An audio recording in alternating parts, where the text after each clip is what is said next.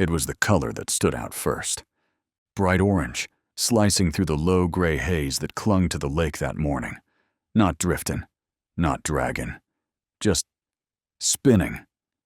Slow, measured, clockwise turns. No wind, no wake. Just motion, in perfect silence. 2 teenagers were the first to see it, skipping class, parked up on the old maintenance berm. They watched it for 15, maybe 20 minutes, waiting for someone to sit up, waiting for the joke to end. But the kayak just kept turning. When they finally called it in, they made sure to say they hadn't touched anything. By the time deputies arrived, the boat hadn't stopped. It was maybe 30 yards from shore, floating upright, paddle still clipped to the side, life jacket tucked behind the rear seat. No one visible, nothing spilled, no scratches, no drag marks along the bank. Deputies used binoculars, then a drone. Then they called in a boat.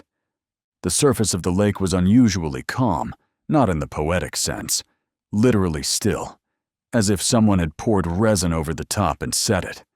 No movement except that slow, consistent turn.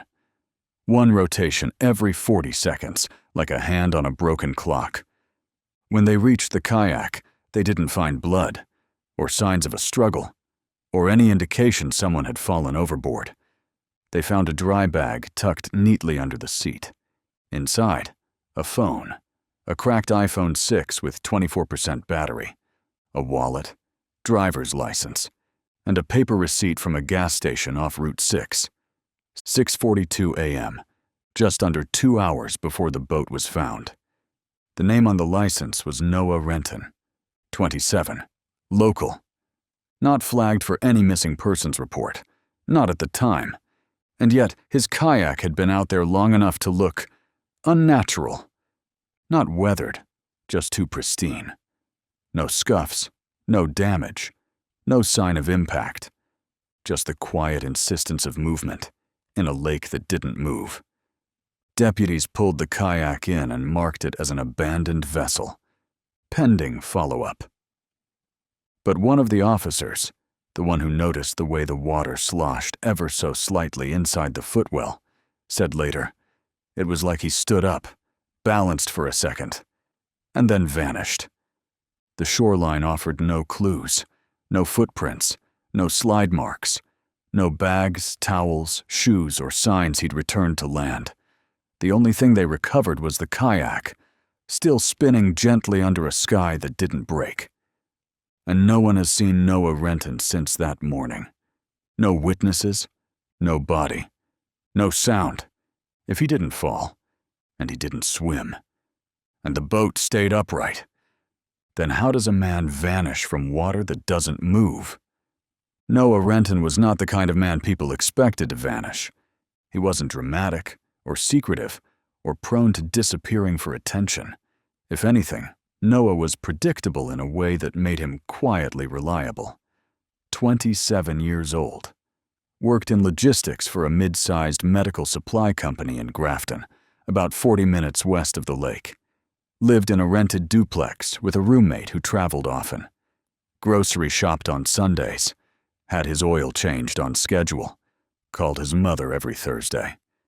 There was no history of mental illness. No legal trouble. No social withdrawal. When investigators looked at his phone records, they didn't find a string of unanswered calls or erratic late-night messages. What they found was a man living a life that looked, from the outside, intact. And yet, the place where he disappeared was one no one could explain. Stillwater Reservoir, known unofficially to locals as Plant Lake, wasn't on anyone's list of places to go. It sat behind the rusted remains of the old Braxton Thermal Station, a coal-fired power plant that had been shut down nearly a decade earlier. The lake had once been used to cool the turbines, and after the closure, it was left to stagnate, fenced off, technically private property, with water that shimmered oddly in the sunlight and always felt a few degrees too warm. There were signs that said no trespassing, but they were barely legible. Teenagers ignored them, Fishermen cut holes in the fence and went in at night. There were urban legends, like any forgotten place, that the fish glowed under moonlight, that it had never frozen, that something unnatural had settled into the sediment. But no one really took those seriously, not until after Noah went missing. What made the lake significant, investigators quickly realized, was that Noah had never once mentioned it. Not to friends, not to family, not in text messages or social media posts. When they searched his browser history, there were no bookmarked trail maps, no hiking forums, no interest in off-the-grid excursions. He wasn't a kayaker. He wasn't even particularly outdoorsy. He owned a kayak, yes, a cheap bright orange model he'd bought the year before from a sporting goods store going out of business. He had used it, but only twice that anyone could confirm. Once with his sister at a public lake, and once on a man-made pond in Hillside Park. That was it. No camping trips. No outdoor gear in his car. No journal entries about finding peace on the water. So why would he go out there, alone, on a Wednesday morning without telling anyone? The last known sighting of Noah was at a gas station on Route 6, about 6 miles from the reservoir. He bought a Gatorade and a pack of gum. Paid in quarters, according to the clerk. Surveillance footage showed him in cargo shorts, a plain black t-shirt, and flip-flops. He looked tired, but not distressed. Focused, maybe, but not out of control. The receipt was time-stamped 6:42 a.m. By 8:30, the kayak had been spotted by 2 high school students, skipping class. It was already in motion then, slowly turning on the lake's surface like something wound from beneath. Somewhere in that 2-hour window, Noah launched his kayak onto a restricted body of water, surrounded by broken fencing and mud-choked trails, paddled to the center, and disappeared.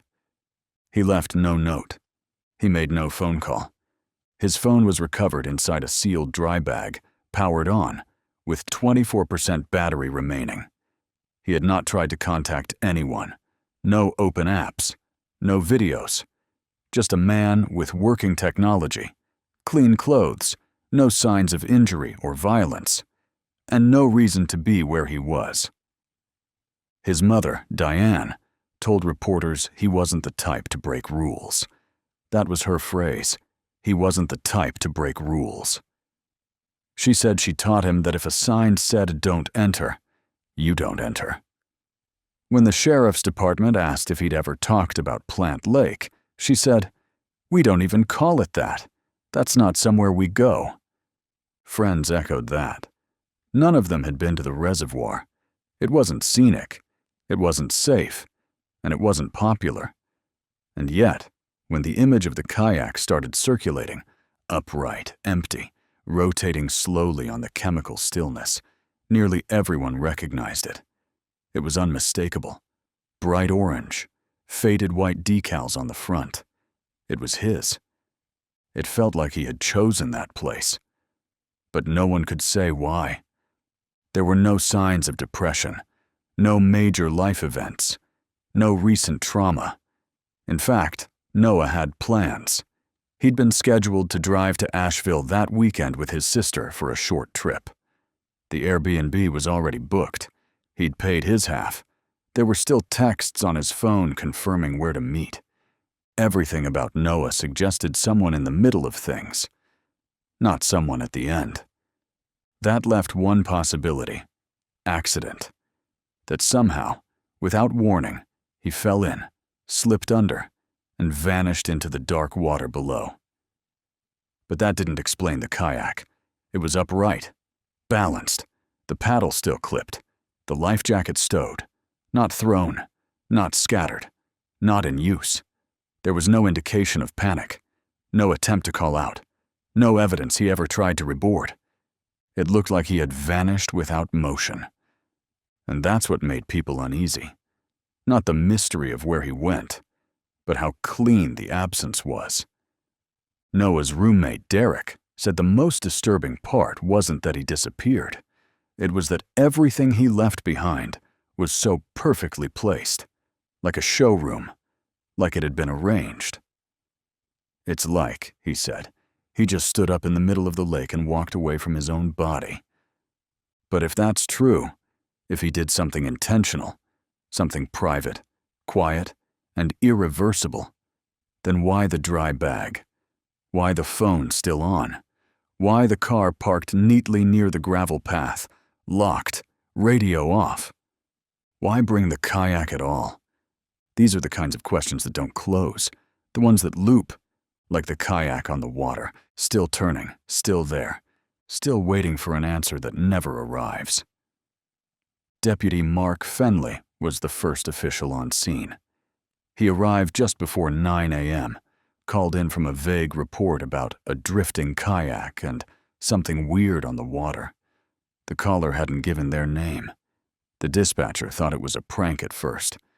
By the time Fenley arrived at the edge of the reservoir, 2 teenagers were leaning against the hood of a truck, pointing toward the water with arms crossed like they'd been waiting to be proven wrong. It was easy to see, even from the road. The bright orange hull of the kayak contrasted sharply against the dull gray sheen of the lake. It wasn't far from shore, maybe 30, 40 yards. Not in the middle, not stuck in reeds, just off the bank. Turning slowly. 1 rotation every 40 seconds, as later noted in the report. Smooth, steady, like it was tied to a submerged anchor that didn't exist. Fenley stood still for almost a full minute before saying anything. Then he told the teens not to leave, called for a boat, logged the time. When backup arrived, the kayak hadn't shifted. The water itself was strange, a manufactured stillness. Braxton Thermal had used it as a cooling basin, a fact that seemed irrelevant at the time, but would come up again and again. It was deep in the middle, concrete-lined in parts, dredged and drained at unpredictable intervals when the plant was operational. No one knew what lay beneath the center anymore. The records were incomplete. When they reached the kayak, what they found only deepened the unease. There were no visible signs of damage. The hull was intact. No cracking, no scraping, no warping from sun or water. The paddle was still secured by its clip. The seat cushion was dry. A folded life jacket was stowed in the back compartment. No blood, no torn clothing, no debris, no water inside. It didn't look like someone had fallen out.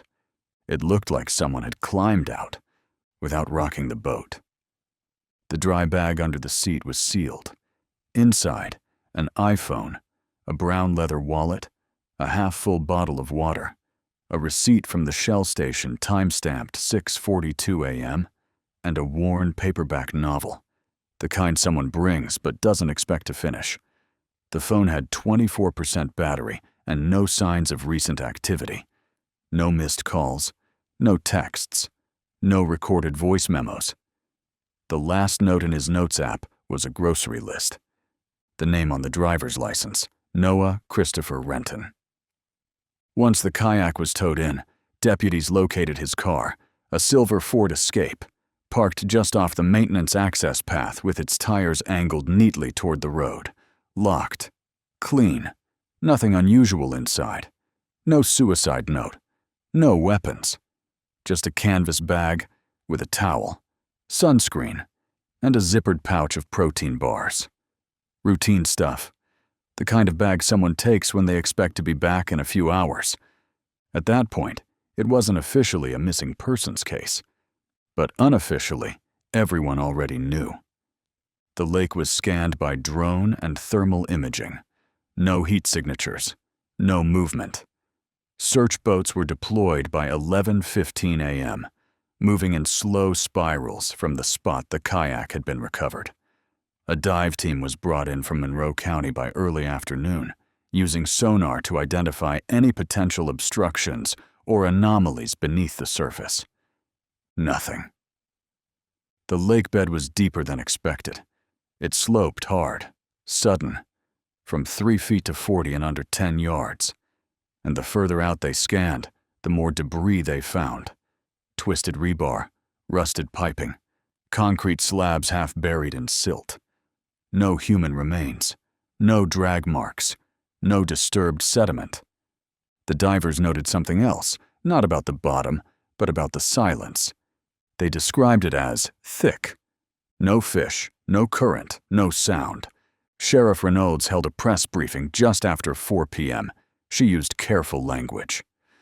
"At this time, we have not confirmed any incident," she said. "We're investigating an unattended watercraft and locating its registered owner." But everyone in Braxton already knew who it belonged to. The photo had circulated.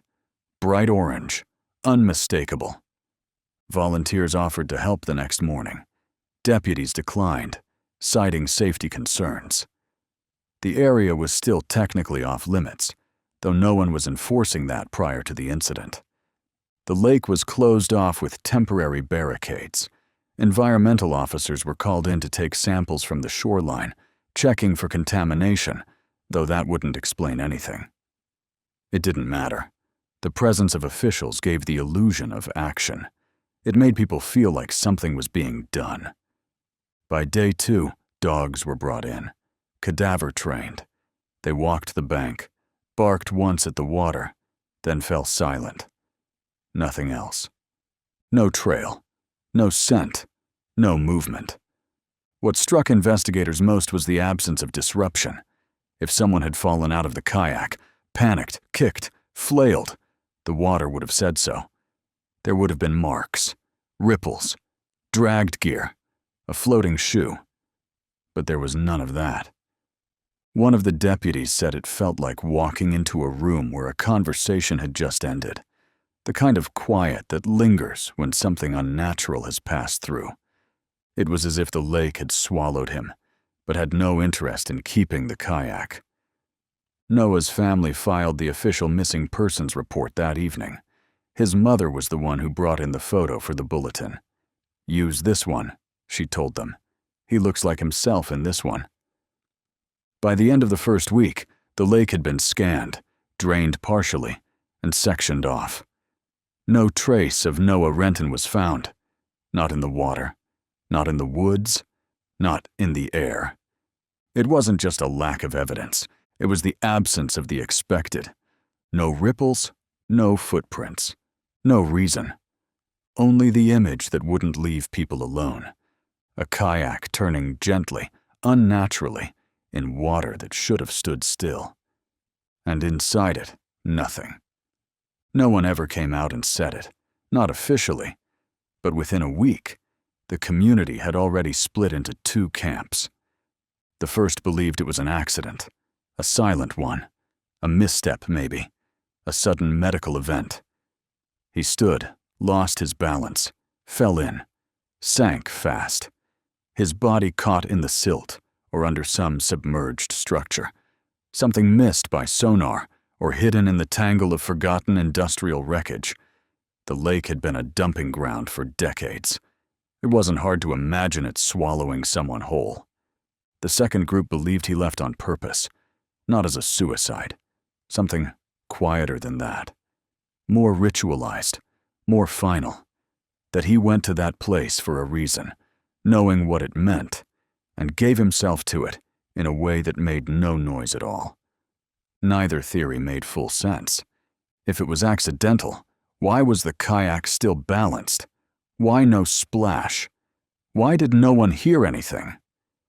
The surface of the water was uninterrupted. Officers had documented that in writing. The boat had stayed upright and turning in place for over an hour, and not a single ripple led away from it.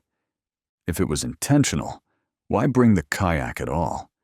Why seal your phone in a dry bag with your ID and half a bottle of water? Why not leave a message? Why not tie a rock around your ankle and jump? There was also the matter of the dry bag, sealed too cleanly, as if it had never been opened after he paddled out.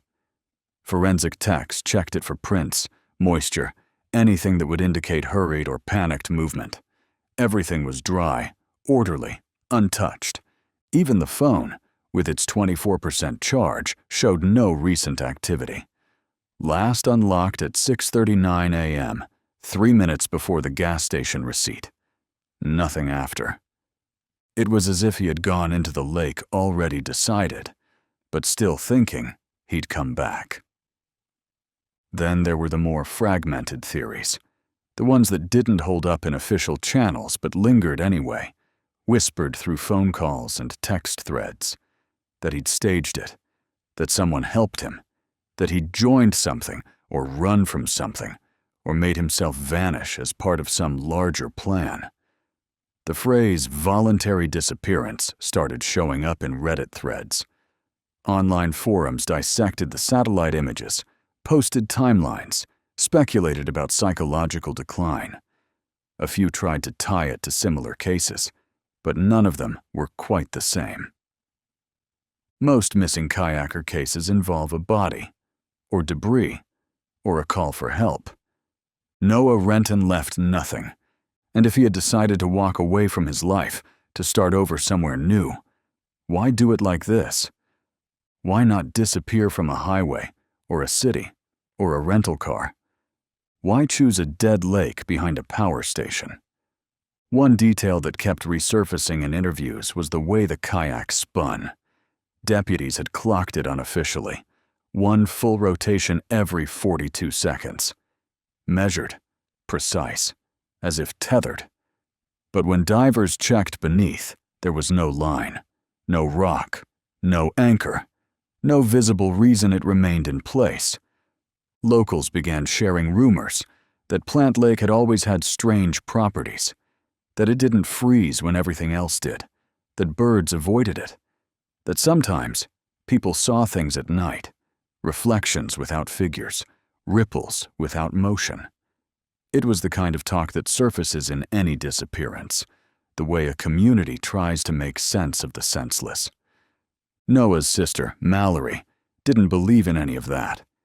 She rejected the theories online, the symbolic interpretations, the strange digital fanfare. She told local news, "My brother didn't vanish into thin air. Someone missed something. That lake didn't eat him. People just didn't look hard enough." But she also admitted something later, something she didn't tell police at first. 3 days before Noah disappeared, he had called her. Nothing unusual about that. They talked weekly. But that call had ended with a sentence she couldn't stop replaying. "You know how it feels when you're not scared of something anymore, but you probably should be?" She thought he was talking about work, stress, a relationship she didn't know about, maybe even something philosophical. He had always been thoughtful in a quiet way. But now, that sentence lived in her mind like a fingerprint pressed into fog. It didn't prove anything, but it didn't go away. There were no journal entries recovered, no internet searches about death, drowning, or escape. Nothing dark, nothing alarming. There were, however, some gaps. In the 2 months leading up to his disappearance, Noah had started using cash more often. Small amounts, $40 here, $20 there, withdrawn from different ATMs, all in town. Not enough to signal financial distress, but enough to be noticed by the bank. He also hadn't renewed his company badge, which expired 2 days before he went missing. He hadn't told anyone. He simply stopped swiping in. His boss assumed he was taking vacation early. When his locker was checked, it was empty. Still, nothing rose to the level of a plan. No alternate identity, no burner phone, no travel receipts. His passport was still in his apartment drawer, unopened, tucked behind old tax documents. So the theories remained: accident, intent, or something else entirely. And through it all, the image persisted. That empty kayak, spinning gently on still water, holding the shape of someone no longer there. The search ended officially after 9 days. The lake was never drained again. No human remains were ever found. No sightings, no evidence.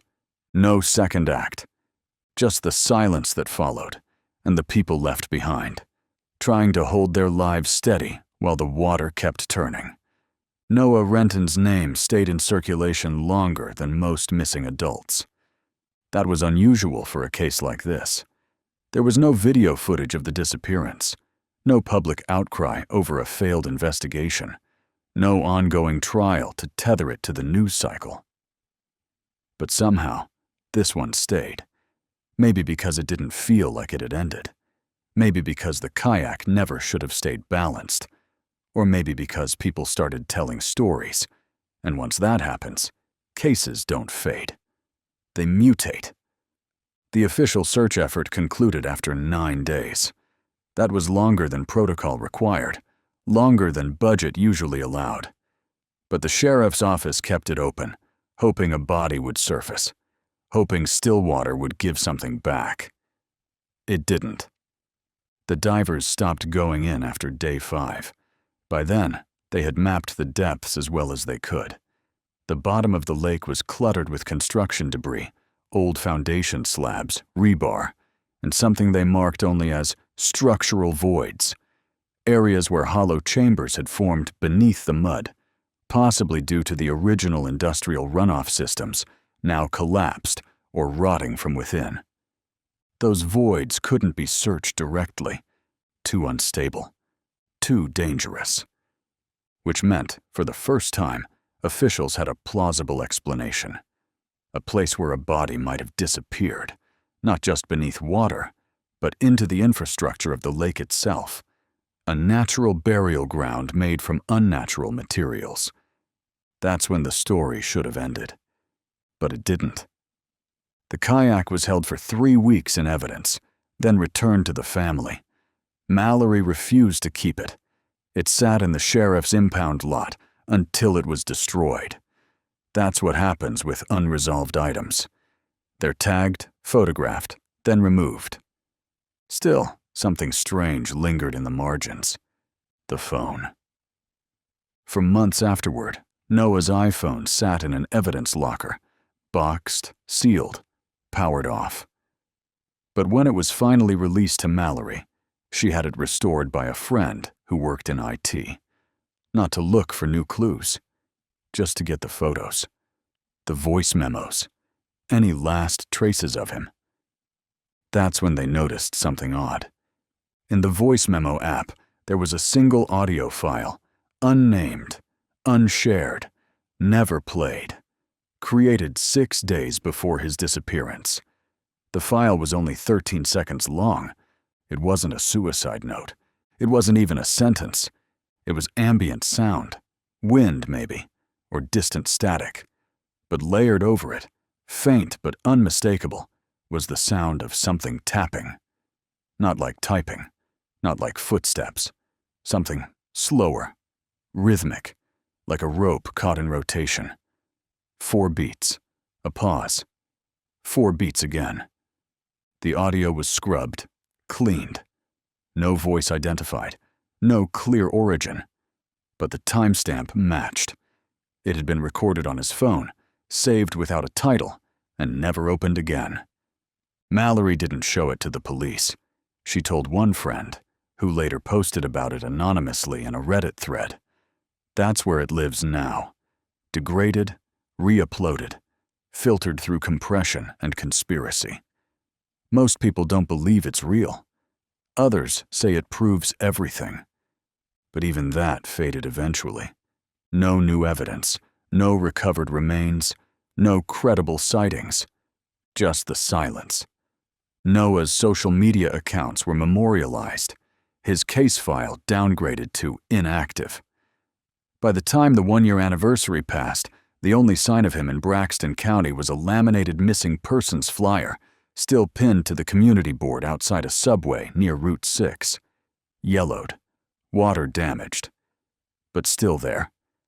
The lake is fenced again now, a sturdier barrier, topped with fresh signage, access denied to vehicles, patrolled quarterly by state inspectors. They say it's not about Noah, it's about liability, erosion, contamination. But people know. They don't take boats out there anymore, not even the kids. Something about the way it all happened, the cleanliness of the absence, the quiet weight of that kayak turning in place, left a kind of stain. Not on the lake itself, but in the people around it. That's what makes cases like this dangerous. They don't offer release. They leave space, and that space pulls things in. Noah's mother won't talk to reporters anymore. She's moved 2 towns over, doesn't answer calls from producers or podcast hosts, won't give interviews. She doesn't want his story to be entertainment. She said it once and never again. Whatever took him, it didn't want attention, and I'm not giving it anymore. Mallory has stayed quieter too, but every year on June 7th, she posts the same line on her locked account. Some water doesn't ripple. No one's been able to explain what happened. Not really. The physical possibilities don't align. The psychological profiles don't hold. The water never gave back what it took. And that kayak, that impossible image, the thing no one can quite forget, continues to spin in the mind of anyone who hears the story. Because it wasn't just the disappearance that disturbed people. It was the way the world around it refused to react. No turbulence, no urgency, no trace, only the image of still water, turning on its own. And one question that still won't settle. If the lake didn't take him, who did?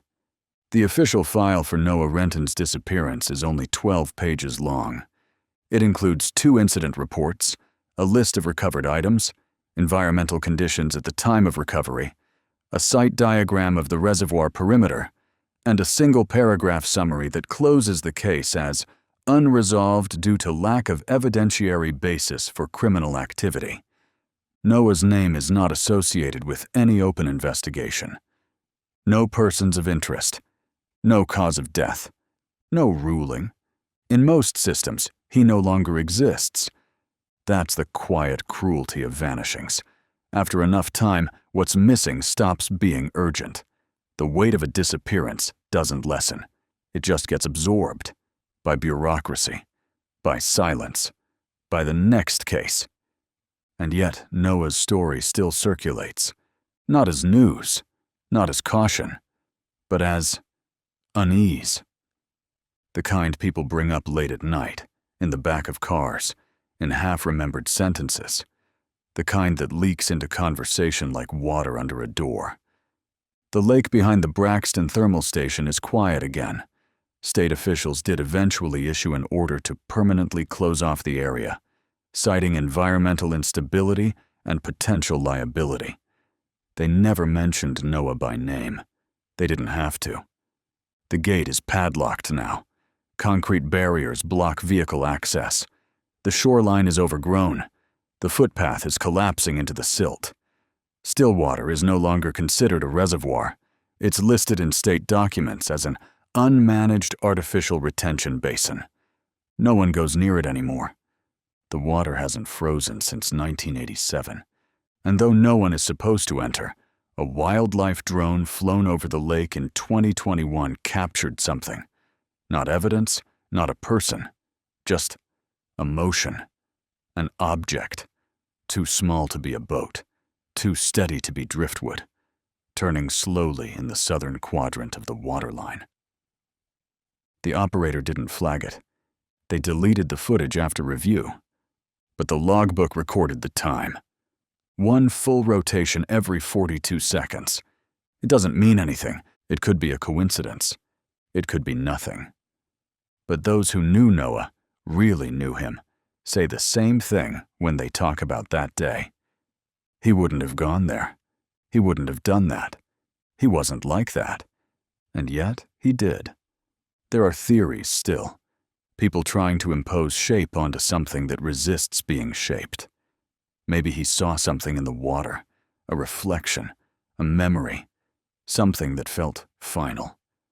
Maybe he wasn't alone. Maybe someone followed him. Maybe it wasn't about the lake at all, but about what it represented.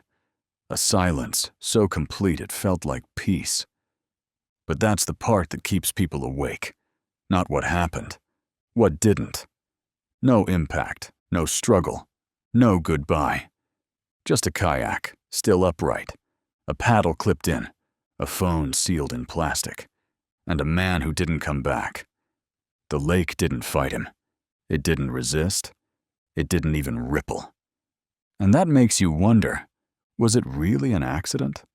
Or something far darker?